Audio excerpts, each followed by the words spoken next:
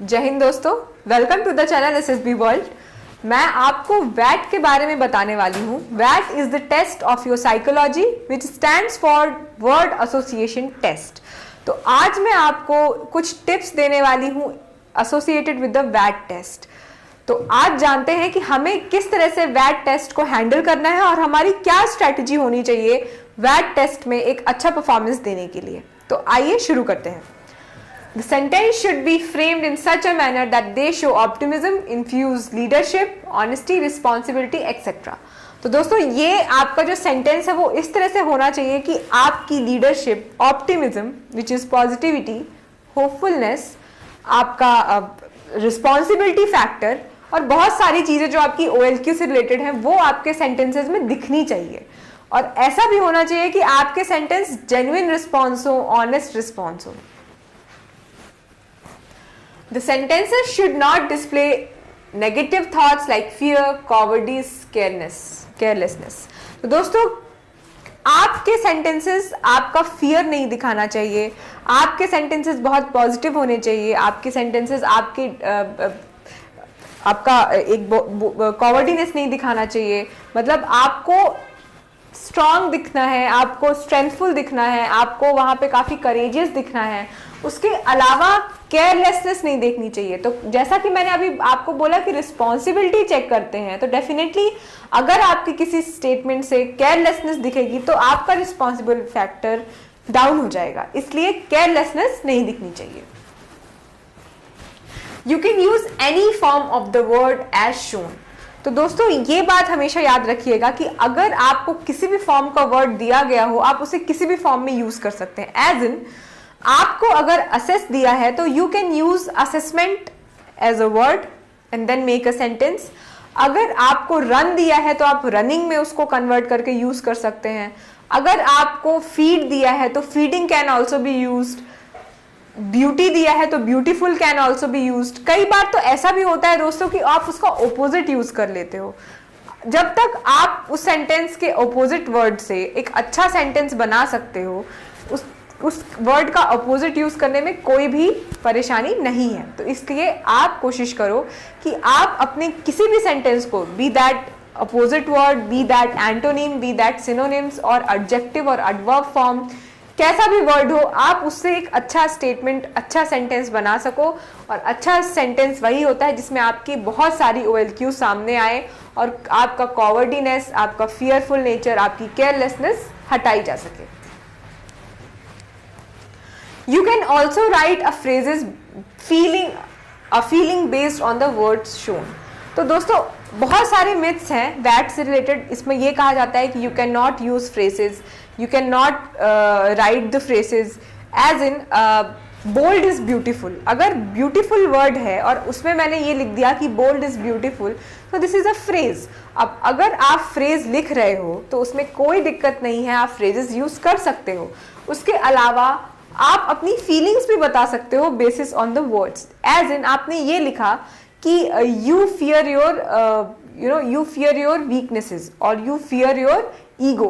तो यहाँ पे आपका कॉवर्डीनेस या आपका फियरफुल नेचर नहीं समझ में आ रहा है, बल्कि यहाँ पे ये समझ में आ रहा है कि this is a feeling that आपको अपने ईगो से डर लगता है या you fear from your weaknesses. तो somewhere it shows that you are somewhere aware about your weaknesses and also आपको कहीं ना कहीं ये पता है कि इन चीजों को कैसे हटाना है। तो इसलिए this is a positive sentence instead of calling as a negative sentence. The use of words not, can not, do not, are not allowed is only a myth. One can use them as long as he makes a proper sentence. तो दोस्तों ये भी एक myth है कि you can not use cannot, you cannot use should, you cannot use could, you cannot use not, do not। तो please ऐसे myths को फॉलो मत करिए। आप इन सारी चीजों को भी यूज कर सकते हैं प्रोवाइडेड आप जो भी सेंटेंस बना रहे हैं वो सेंसफुल है, वो एक अच्छा सेंटेंस है और आपकी एक जेन्युइन और एक ऑनेस्ट क्वालिटी को इंडिकेट करता है। A leader does not make a partial decisions. One cannot perform well without proper training. This is a sentence to inform you that you must practice VAT more and more. दोस्तों ये है dos and don'ts of WATs. The first is the mundane or repetitive response shows a lack of creativity and thoughts.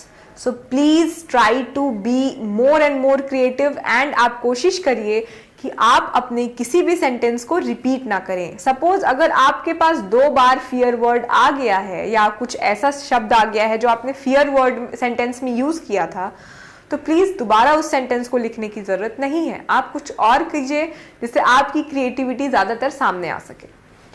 Don't try to frame a positive sentence on purpose. अब कई बार ये होता है कि किल इज द सेंटेंस और word, और आप इस चीज को बिल्कुल पॉजिटिव बनाने के लिए आप उस चीज को एक्नॉलेज करना ही बंद कर देते हो। तो please do not try to ignore the acknowledgement of negative word. Instead आपको ये कोशिश करनी चाहिए कि आप उस सेंटेंस से अपनी पॉजिटिविटी दिखाओ instead of ignoring that negative word. Keep your sentences as natural and as spontaneous as possible. जितना नेचुरल रिस्पॉन्स होगा, जितना जेन्युइन रिस्पॉन्स होगा, उतना ही ज़्यादा अप्रिशिएबल होगा। इसलिए आपको ब्रीफिंग में भी ये कहा जाता है कि try to give your natural response, try to give your instant response, क्योंकि आप जितना ही ज़्यादा मिलावट या सोचोगे उतना ही ज़्यादा आपका रिस्पॉन्स नेचुरल नहीं रहेगा। इसलिए जो फर्स्ट थॉट आए आपको किसी वर्ड को देखते हुए, please try to give that, please try to write that response. Avoid, don't mug up the sentences from books or any other sources. दोस्तों आपकी पर्सनैलिटी टेस्ट में अगर आप किसी और के दिए हुए रिस्पॉन्सेज को याद करके वहां पे लिखने की कोशिश करोगे तो डेफिनेटली आपकी पर्सनैलिटी पूरी कहीं ना कहीं उस जगह पे खरी नहीं उतर पाएगी। इसलिए please do not try to mug up the sentences, instead write your own response. Avoid making most of the sentences with general knowledge. कई बार क्या होता है दोस्तों कि आप जनरल नॉलेज पे ज़्यादा सेंटेंस बना देते हो। जैसे सपोज आपने न्यूज़पेपर में कहीं पे ये पढ़ा कि violence, and then you have written there कि Bangladesh is facing a communal violence right now. तो आपको ये चीज़ बताने, ये it has no relation with your personality and this is a test of your personality. अब अगर आप किसी को जनरल नॉलेज या कोई फैक्टफुल चीजें बता रहे हो तो डेफिनेटली उसमें आपका पर्सनालिटी का कोई कंट्रीब्यूशन नहीं है, एंड इससे एक जो टेस्ट है, एक अच्छा टेक्निक टेस्ट, वो फेल हो जाएगा, उसका पर्पस पूरा नहीं हो पाएगा। इसलिए आप कोशिश करो कि जनरल नॉलेज वाले फैक्चुअल फैक्ट्स को आप अवॉइड करो। Don't make too many sentences related to defence. कई बार ये होता है दोस्तों कि to show and to pretend that you are a very hardcore fan of defence services, और आप बहुत ज़्यादा ज्वाइन करना चाहते हो, you actually have a lot of respect for this institution, तो आप हर एक चीज़ में डिफेंस नॉलेज डालने की कोशिश करते हो या डिफेंस रिलेटेड सेंटेंसेज बनाने की कोशिश करते हो। Please don't do that. आपको एक ही एडवाइस है थ्रू आउट द वैट test, that please give your genuine and honest response. Don't use the word should, could, would as it shows a suggestion or advice. दोस्तों as I said that you can use cannot, you can use do not, you can use not, but please don't use should, could, would, क्योंकि ये सारी चीज़ें एक एडवाइसिव sentences में use होती हैं और हम यहाँ पे एडवाइस नहीं देने आए हैं, हम यहाँ पे ये बताने आए हैं कि हम किस चीज़ में बिलीव करते हैं और किस चीज़ में नहीं करते हैं। तो आपको अब समझ में आ रहा होगा कि शुड, कुड, वुड क्यों अवॉइड करते हैं। Don't try to forcefully insert OLQs in every sentence, keep the response natural, don't use idioms and phrases. दोस्तों इडियम्स एंड फ्रेजेस यूज नहीं करना है, as in friend in need is friend in deed. तो आपको ये लिखने की बजाय आपको अपने एक जेन्युइन रिस्पॉन्स को, फ्रेंड से रिलेटेड चीज़ें लिखनी चाहिए। ये मत लिखिए कि आप फ्रेजेस और इडियम्स को यूज़ करके किसी सेंटेंस को बस आप कंप्लीट कर रहे हैं। दूसरी चीज़ ये कि ज़्यादा से ज़्यादा OLQs डालना है, बट वो आपका नेचुरल रिस्पॉन्स के थ्रू आना चाहिए। फोर्सफुली आप ज़्यादा से ज़्यादा OLQs डालने की कोशिश प्लीज़ मत करिए। How to improve that. दोस्तों ये टिप्स हैं आपके लिए। तो पहली टिप ये है कि make sentences as short as possible, ideally using 4-5 words. जितना शॉर्ट सेंटेंस रहेगा उतनी ही आसानी होगी आपको समझने में और आपको लिखने में। Make sentences based on incidents of real life. दोस्तों आपको रियल लाइफ इंसिडेंसेस से रिलेटेड सेंटेंसेस बनाने हैं जो कि आपकी लाइफ इंसिडेंट से रिलेट होते हो। प्रैक्टिस वैट with the help of a timer. दोस्तों टाइमर बहुत इंपॉर्टेंट है क्योंकि एक वर्ड के लिए आपको सिर्फ 15 सेकेंड मिलते हैं और उसमें आपको उस वर्ड को देखना है, समझना है और लिखना है। For negative words try to find the reason और effect of that time thing and make a sentence with that. ठीक है, नेगेटिव वर्ड्स को हैंडल करने के लिए आपको सबसे पहले उसका रीजन ढूंढना है, उसका इफेक्ट ढूंढना है, और फिर उसके बाद आप दोनों को मिक्स करके उसका एक अच्छा सेंटेंस बना सकते हो।